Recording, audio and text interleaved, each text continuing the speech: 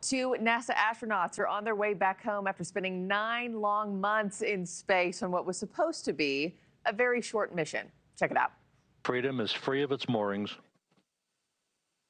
Suni Williams and Butch Wilmore begin their belated trip home.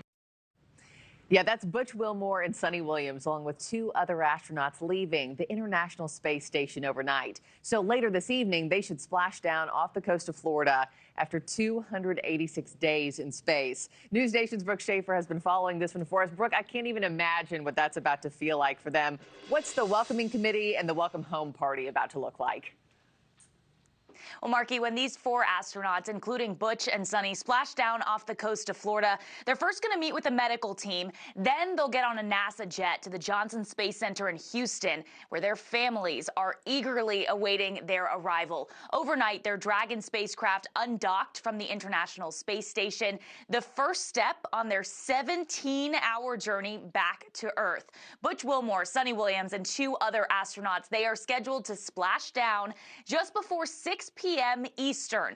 Now, this duo, they've been in space since their Boeing Starliner was deemed too unsafe to come home on.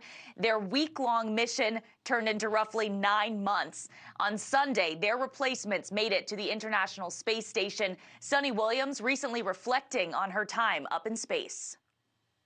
Just wanted to say thank you to everybody around the world, all the control centers, friends and family who are out there, all our trainers, all of the folks who have got us ready to come here and fly in space. We are absolutely thankful for that opportunity, and hopefully we did you proud. NASA highlighting the work this crew has been able to do while on their extended stay at the International Space Station, even preparing for future missions to the moon and Mars. Butch, for his part, he says he's ready to get back to his church and smell fresh-cut grass. Suni says she's looking forward to long walks with her dogs and an ocean swim. And, of course, both of them looking forward to reuniting with their families. NASA says they don't expect any special precautions for Butch and Suni, even after 9 months in space, though we know there will be lots of monitors and doctors watching closely as they readjust back to Earth. Markie? Yeah, I keep having visions of, Bambi, walking for the first time again, what that'll be like for these astronauts. Something like that. Yeah, and just hugging family members again. I mean, it's got to feel good. I know this whole journey is a precise science. Brooke, do we know where exactly off the coast of Florida they'll splash down?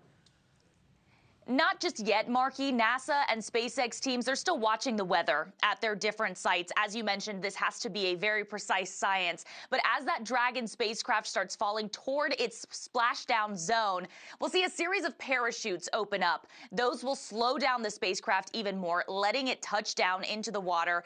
And a recovery vessel will be there waiting for that crew. Again, some doctors and medical teams will be on board that recovery vessel, and so many of us will be watching along as well. Markie? All right, Brooke Schaefer, thank you so much. And by the way, everybody, to Brooke's point, the Dragon capsule is expected to land at 5:57 tonight. That's Eastern time.